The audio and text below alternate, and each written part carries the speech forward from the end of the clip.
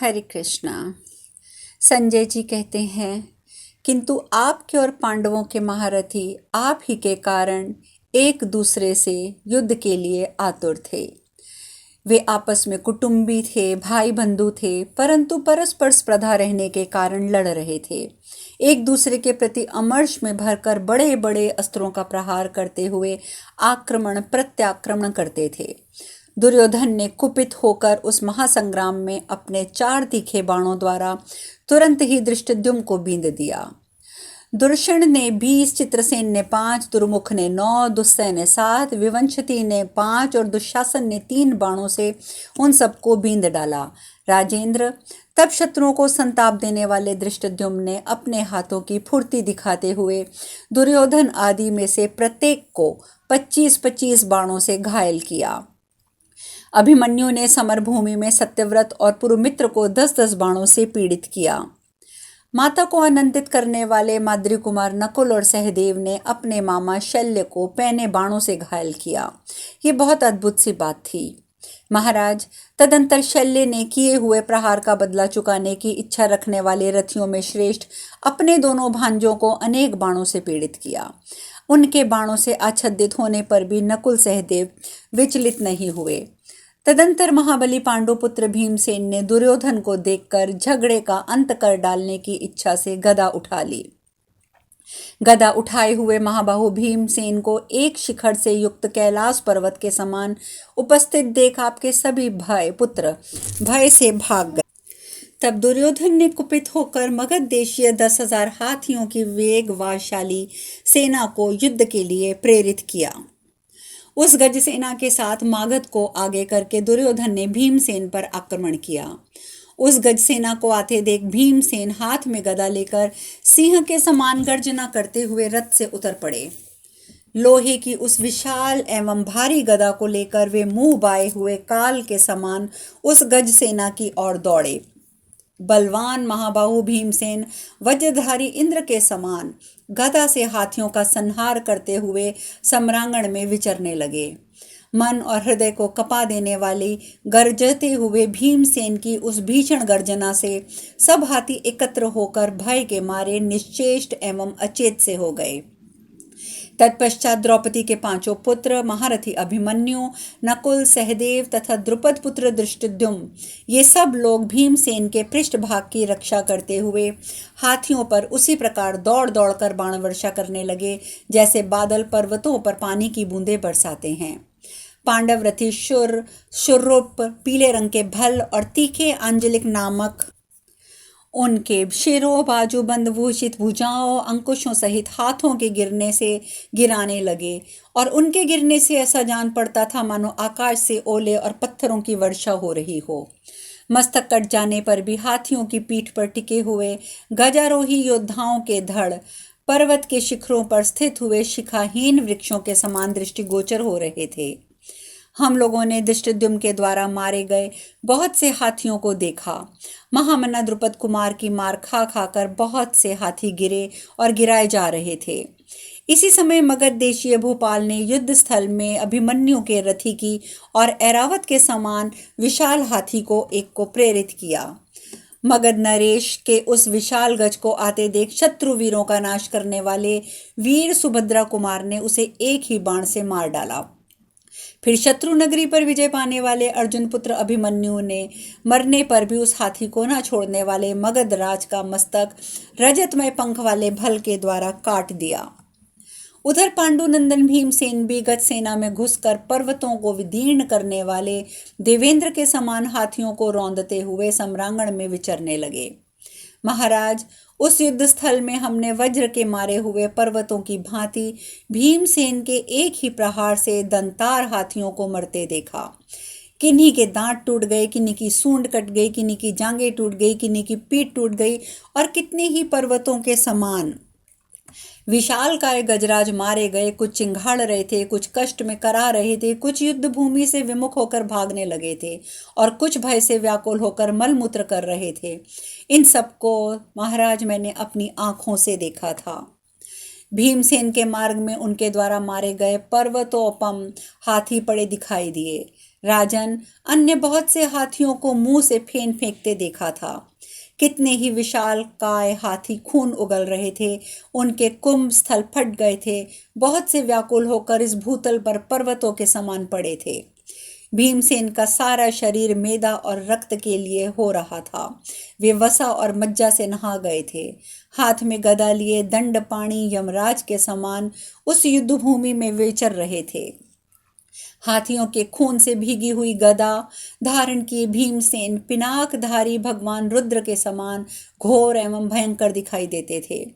क्रोध में भरे हुए भीमसेन हाथियों को मत डालते थे, अथवा उनके द्वारा अत्यंत क्लेश पाकर आपकी सेना को कुचलते हुए सहसा युद्ध स्थल से भाग चले। जैसे देवता वज्रधारी इंद्र की रक्षा करते हैं, उसी प्रकार सुभद्रा कुमार आदि पांडव योद्धा युद्ध में तत्पर हुए महान धनुर्धर वीर भीमसेन की सब ओर से रक्षा कर रहे थे। खून से सनी और हाथियों के रक्त से भीगी हुई गदा लिए रौद्र रूपधारी भीमसेन यमराज के समान दिखाई देते थे। भारत भीमसेन गदा लेकर संपूर्ण दिशाओं में व्यायाम सा कर रहे थे। समर भूमि में भीम को हम लोगों ने तांडव नृत्य करते हुए भगवान शंकर के समान देखा। महाराज, भीमसेन की भारी और भयंकर गदा सबका संहार करने वाली है। हमें तो वह यमदंड के समान दिखाई देती थी। प्रहार करने पर भी उससे इंद्र के वज्र की घड़घड़ाहट के समान आवाज होती थी। रक्त से भीगी तथा केश और मज्जा से मिली हुई उस गदा को हमने प्रलय काल में क्रोध से भरकर समस्त पशुओं जीवों का संहार करने वाले रुद्रदेव के पिनाक के समान समझा था। जैसे चरवाहा पशुओं के झुंड को डंडे से हाँकता है, उसी प्रकार भीमसेन हाथियों के समूह को अपनी गदा से हाँक रहे थे। महाराज, गदा चारों ओर से बाणों की मार पड़ने से और गदा के तीव्र प्रहार से आपकी सेना के वे समस्त हाथी अपने ही सैनिकों को कुचलते हुए भागने लगे।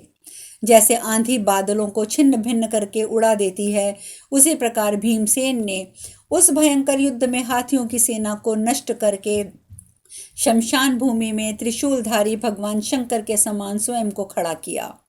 इस प्रकार श्री महाभारत भीष्म पर्व के अंतर्गत भीष्मवध पर्व में चौथे दिन भीमसेन का युद्ध विषयक 62वां अध्याय पूर्ण हुआ। संजय कहते हैं, महाराज, हाथियों की उस सेना के मारे जाने पर आपके पुत्र दुर्योधन ने समस्त सैनिकों को आज्ञा दी कि सब मिलकर भीमसेन को मार डालो। तदंतर आपके पुत्र की आज्ञा से समस्त सेना भैरव गर्जना करती हुई भीमसेन पर टूट पड़ी। सेना का वह अनंत वेग देवताओं के लिए भी दुस्सह था। पूर्णिमा को बड़े हुए समुद्र के समान अपार जान पड़ता था। वह सैन्य समुद्र रथ हाथी घोड़ों से भरा हुआ था। शंख धुधुम्बियों की ध्वनि से कोलाहल पूर्ण था। उसमें रथ और पैदलों की संख्या नहीं बताई जा सकती, तथा उस सेना में सब और धूल व्याप्त हो रही थी। दूसरे महासागर के समान उस अशोभ्य सैन्य समुद्र को युद्ध में भीमसेन ने तट प्रदेश की भांति रोक दिया। राजन, उस समय संग्राम भूमि में हम लोगों ने महामना पांडुनंदन भीमसेन का अत्यंत अति मानुष कर्म देखा। घोड़े, हाथी, रथ सहित जितने भी भूपाल वहां आगे बढ़ रहे थे, उन सबको केवल एक गदा की सहायता से भीमसेन ने बिना किसी घबराहट के रोक दिया। रथियों में श्रेष्ठ भीमसेन उस सारे सैन्य समूह को गदा द्वारा रोककर उस भयंकर युद्ध में मेरु पर्वत के समान अविचल खड़े थे। उस महान भयंकर तथा अत्यंत दारुण भय के समान समय महाबली भीमसेन को उनके भाई पुत्र द्रुपद कुमार धृष्टद्युम्न, द्रौपदी के 5 पुत्र अभिमन्यु और अपराजित वीर शिखंडी ये कोई भी छोड़कर नहीं गए। तत्पश्चात पूर्णता फौलाद की बनी हुई विशाल एवं भारी गदा हाथ में लेकर भीमसेन दंडपानी यमराज की भांति आपके सैनिकों पर टूट पड़े। फिर वे प्रभावशाली बलवान पांडुनंदन रथियों और घोड़ों के समूह को नष्ट करके अपनी भुजाओं के वेग से रथों के समुदाय को खींचते और नष्ट करते हुए प्रलय काल में यमराज की भांति संग्राम भूमि में विचरने लगे। पांडुनंदन भीम अपने महान वेग से रथ समूहों को खींचकर नष्ट कर देते और शीघ्र ही सारी सेना को उसी प्रकार रौंद डालते थे जैसे हाथी नरकुल के पौधों को। महाबाहु भीमसेन रथों से रथियों को, हाथियों से हाथ सवारियों को, घोड़ों की पीठों से घुड़सवारों को, पृथ्वी पर पैदलों को मसलते हुए गदा से आपके पुत्र की सेना के सब लोगों को उसी प्रकार नष्ट कर देते थे जैसे हवा अपने वेग से वृक्षों को उखाड़ फेंकती है। हाथियों और घोड़ों को मार गिराने वाली उसकी गदा भी मज्जा, मांस, वसा और रक्त से सनकर बड़ी भयानक दिखाई देती थी। जहां तहां मरकर गिरे हुए मनुष्य, हाथी, घोड़े, वे सब रणभूमि में मृत्यु के निवास स्थान से प्रतीत होते थे। भीमसेन की उस संहारकारिणी भयंकर गदा को लोगों ने प्रलय काल में पशुओं का संहार करने वाले रुद्र के पिनाक और यमदंड के समान भयंकर देखा। उसकी आवाज इंद्र के वज्र के समान थी।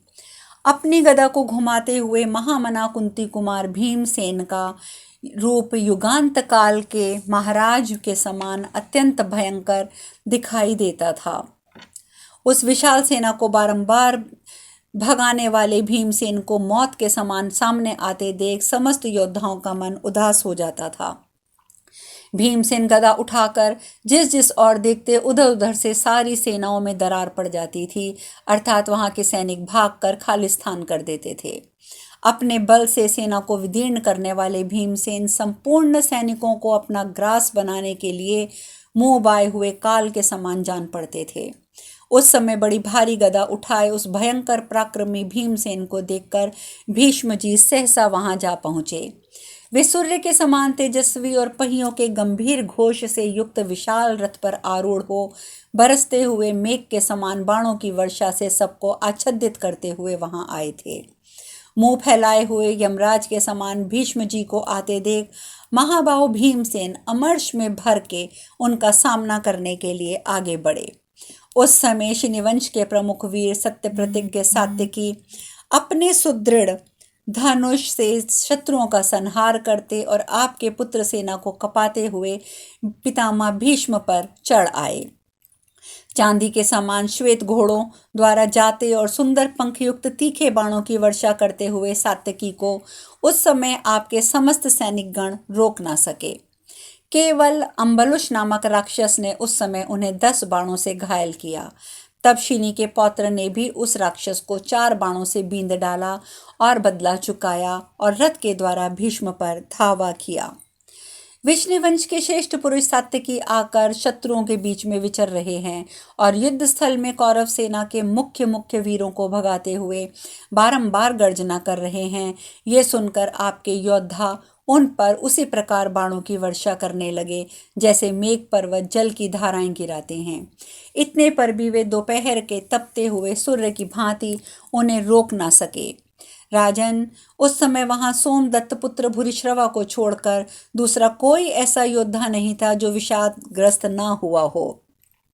सोमदत्त कुमार महामना भूरिश्रवा ने अपने रथियों को विवश होते देखकर भागते हुए धनुष लेकर युद्ध करने की इच्छा से सात्यकी पर चढ़ाई कर दी। इस प्रकार श्री महाभारत भीष्म पर्व के अंतर्गत भीष्मवध पर्व में सात्यकी भूरिश्रवा समागम विषयक 63वां अध्याय पूर्ण हुआ। आगे संजय जी कहते हैं, राजन, तब भूरिश्रवा ने अत्यंत क्रुद्ध होकर सात्यकी को 9 बाणों से बींद डाला। जैसे महान गजराज को अंकुशों से पीड़ित किया जाता है, बिल्कुल उसी प्रकार से। तब अमेय आत्मबल संपन्न सात्यकी ने भी बाणों से सब लोगों के देखते देखते कुरुवंशी भूरिश्रवा को रोक दिया। यह देखकर भाइयों सहित राजा दुर्योधन ने युद्ध के लिए उद्यत होकर भूरिश्रवा को चारों ओर से घेर कर उसकी रक्षा में तत्परता दिखाई। उधर महान तेजस्वी समस्त पांडव भी युद्ध के में वेग पूर्वक आगे बढ़ने वाले सात्यकी को सब ओर से घेर कर समरभूमि में डट गए। भारत, क्रोध में भरे हुए भीमसेन ने गदा उठाकर आपके दुर्योधन आदि सब पुत्रों को अकेले ही रोक दिया। तब क्रोध और अमर्ष में भरे हुए आपके पुत्र नंदक ने कई हजार हाथ रथियों के साथ शिला पर तेज किए हुए कंक पत्र युक्त 6 बाणों के से द्वारा महाबली भीमसेन को बींद डाला। कुपित हुए दुर्योधन ने भी महारथी भीमसेन को उस युद्ध में उनकी छाती को लक्ष्य करके 9 तीखे बाण मारे। तब महाबली बाहुसेन भीमसेन अपने रथ श्रेष्ठ रथ पर आरूढ़ हो गए और सारथी विशोक से इस प्रकार बोले, हे महारथी शूरवीर, धृतराष्ट्र पुत्र अत्यंत कुपित होकर युद्ध में मुझे मारने के लिए उद्यत हो यहाँ आए हैं। सूत, मेरे मन में बहुत वर्षों से जिसका चिंतन हो रहा था वह मनोरथी रूप वृक्ष आज सफल होना चाहता है, क्योंकि इस समय मैं दुर्योधन के भाइयों को एकत्र देख रहा हूँ। विशोक, जहां रथ के पहियों के ऊपर उड़ी हुई धूल बाण समूहों के साथ अंतरिक्ष और दिगंतक में फैल रही है, वहीं स्वयं राजा दुर्योधन कवच आदि से सुसज्जित होकर युद्ध के लिए खड़ा है। उसके कुलीन और मंदोत्मंद भाई भी वहीं कवच बांधकर खड़े हैं। आज तुम्हारे देखते देखते मैं इन सब का ऐसा विनाश करूंगा जिसका किसी ने कल्पना नहीं करी होगी। अतः सारथे, तुम सावधान होकर संग्राम में मेरे घोड़ों को काबू में रखो। राजन, ऐसा कहकर कुंती कुमार भीमसेन ने स्वर्ण भूषित 10 तीखे बाणों के द्वारा आपके पुत्र दुर्योधन को बींध डाला। नंदक की छाती में भी 3 बाणों की गहरी चोट पहुंचाई। यह देखकर दुर्योधन ने 60 बाणों से महाबली भीमसेन को घायल करके अन्य 3 पैने बाणों से सारथी विशोक को भी घायल कर दिया। राजन, इसके बाद दुर्योधन ने युद्ध स्थल में 3 अन्य तीखे भल्लों द्वारा हंसते हुए से भीम के तेजस्वी धनुष को भी बीच में से काट दिया। आपके धनुर्धर पुत्र द्वारा सम्रांगण में अपने सारथी विशोक को तीखे बाणों से आघात से पीड़ित होता देखकर भीमसेन सह न सके। उन्होंने कुपित होकर अपना दिव्य धनुष हाथ में ले लिया। महाराज, भरत श्रेष्ठ फिर आपके पुत्र के वध के लिए कुपित होकर उन्होंने पंखयुक्त शूरप्रप का संधान किया और उसके द्वारा राजा दुर्योधन के उत्तम धनुष को भी काट डाला। धनुष काटने पर आपका पुत्र क्रोध से मूर्छित हो गया। उसने उस कटे हुए धनुष को फेंककर तुरंत ही उससे अधिक वेगशाली दूसरा धनुष ले लिया। फिर उसके ऊपर काल और मृत्यु के समान तेजस्वी बाण रखा और कुपित होकर उसके द्वारा भीमसेन की छाती में गहरा आघात किया। उस बाण से अत्यंत घायल हो भीमसेन व्यथा के मारे रथ की बैठक में बैठ गए। वहां बैठते ही उन्हें मूर्छा आ गई। भीमसेन को प्रहार से पीड़ित हुआ देख अभिमन्यु आदि महान धनुर्धर पांडव महारथी ये सहन ना कर सके। अब शेष कथा कल। हरे कृष्णा।